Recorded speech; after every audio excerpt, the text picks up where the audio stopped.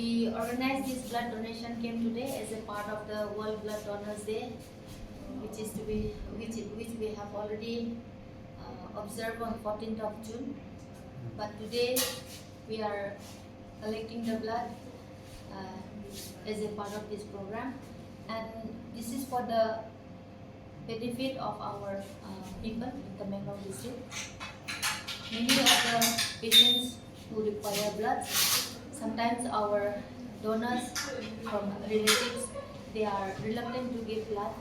So we are organizing this camp to help them, those who need blood transfusion, because we cannot replace by anything except blood for the needy.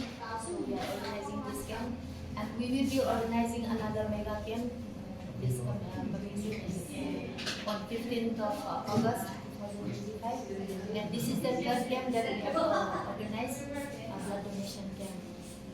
And I'm very glad that many of our people, they come forward to donate their blood to help our people who are really in need of this blood transfusion.